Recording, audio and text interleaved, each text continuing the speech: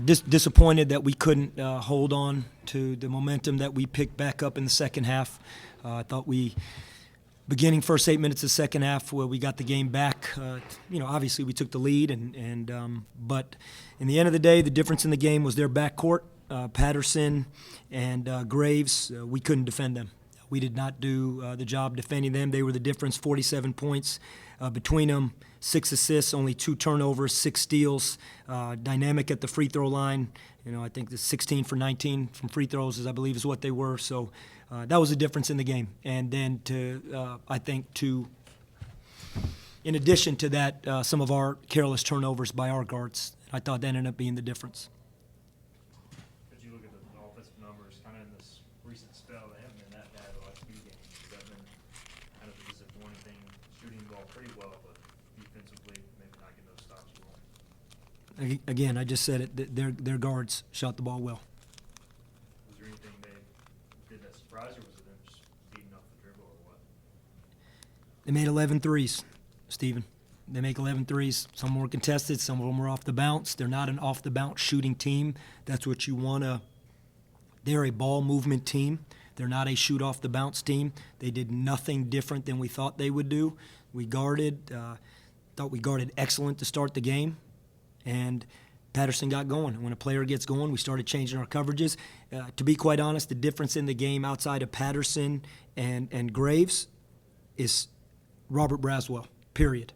He comes in the game, he does his job, he goes 4 for 6, he hits 3 threes, he gets a look, it's going in.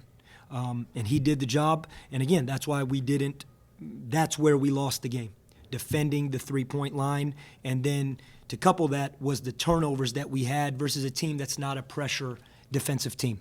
And that's where we fell short. I thought their guards outplayed our guards. Coach, you stated it outside. Coming in the second half, you really put emphasis on driving the basket because the first 4 possessions were drives the basket, and you got some pretty good looks in contact earlier. Was that the message of the second half, and then what happened down the stretch? Yeah, of course it was the message to be physical and get downhill. I mean, we were 16 of 17 from the free throw line. I thought we shot the ball well from the free throw line to get downhill. We only took 18 threes, I believe, so we obviously weren't settling for a bunch of jump shots. We were trying to get the ball in the post, and I thought our guys did a good job. I thought our guards were driving. We missed some fairly point-blank shots early in the game, and even in the second half, a couple that you would like to go in, but that's the game. That's part of the game. Again, sometimes we can overcomplicate things.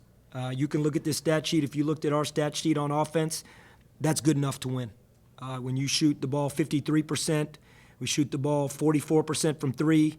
We shoot the ball 94% from the free throw line. You had guys step up. RJ was fantastic on offense. Brandon did his job on offense. Cam gave us a good lift on offense.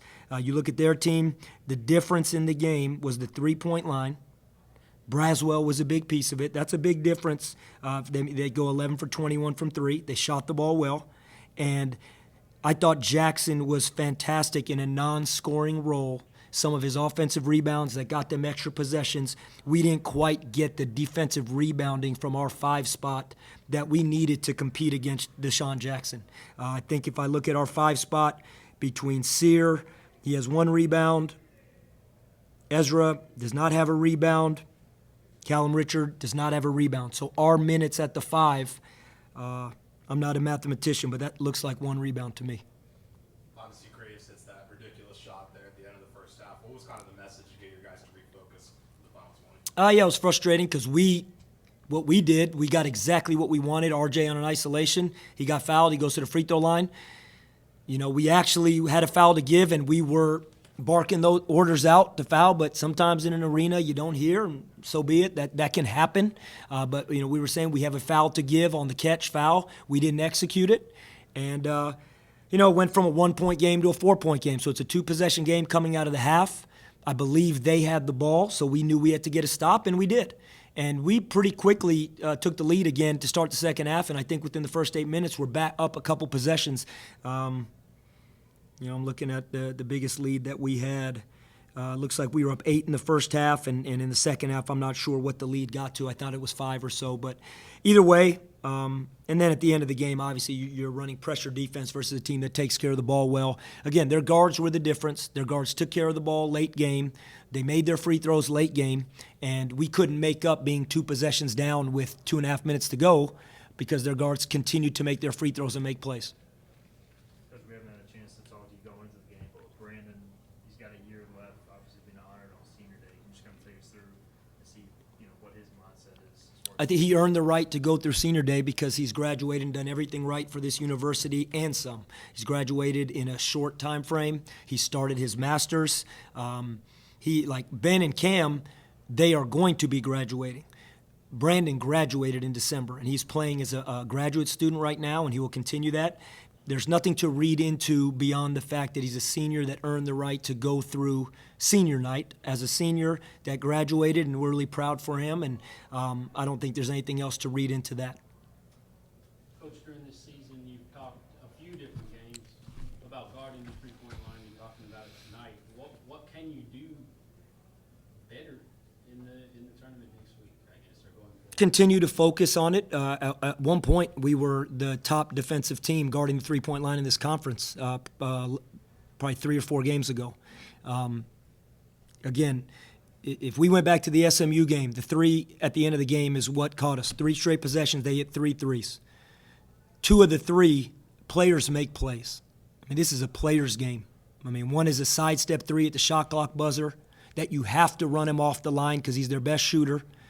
And the other one is a step back going left at the top of the key by Phelps, who was 0 for 7 all game.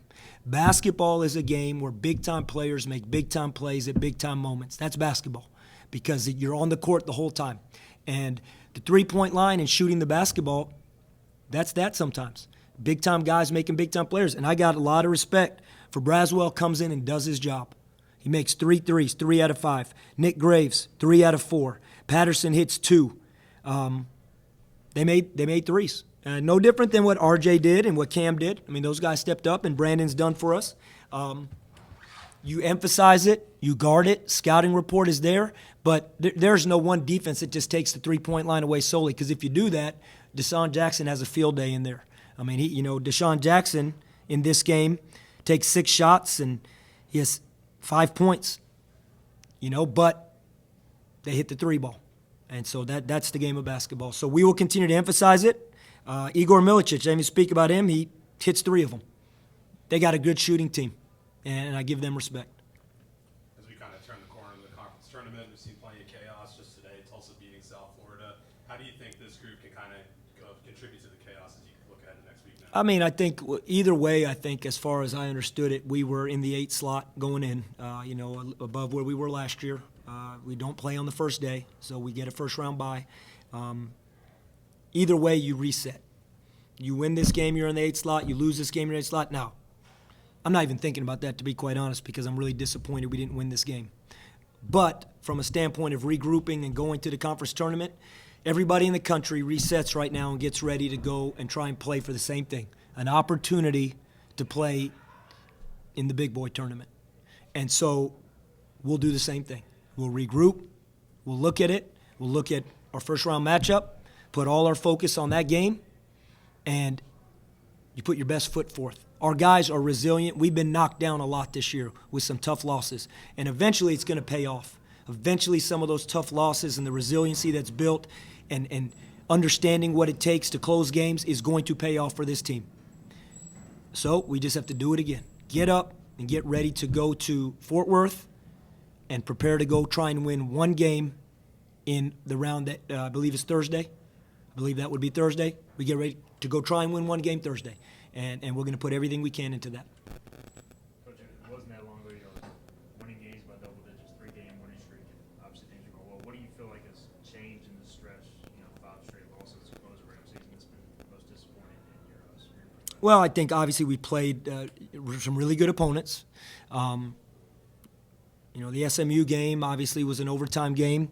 Tonight's game was really a possession game. I think sometimes the score gets inflated because of the way the game ends. But at the end of the day, you know what, Stephen? If I had to pinpoint something looking at it, again, I think defensively, I think we've actually been pretty good on offense over the last few games. Defensively is where we've struggled, and defensive rebounding. And I don't think it takes a whole lot to look at statistics and know where we're not getting some of the rebounding that we need it. And that's something we just got to keep working on. I wish I could just sprinkle a magic potion or a magic dust and we could become a good rebounding team. I mean, we physically hit every day in practice. I'm going to look at some of the rebounds today. I saw one. Jackson had a heck of a rebound. Sears trying to block him out, and that's 265, 270 pounds that got the rebound. We're going to keep working on it until we're a good defensive rebounding team. But if I had to look at something, it would be defensive rebounding, which I think has really been the catalyst of our defense not being where we need it to be, particularly in that SMU game. I mean, we held them to under 35% shooting, but it was rebounding. And what's disappointing, Stephen, is the turnovers, because we've been a team that's really taken care of the ball for most of this season. And I look at tonight, you shouldn't have 14 turnovers versus a team that's not pressuring. Obviously, the Memphis game, we turned it over. SMU game, turned it over. So you look at 3 of the last 5 losses, I think turnovers has been a big factor in that. As I mentioned to start this, I thought that was a big deal today too. Anything else? Thanks, guys.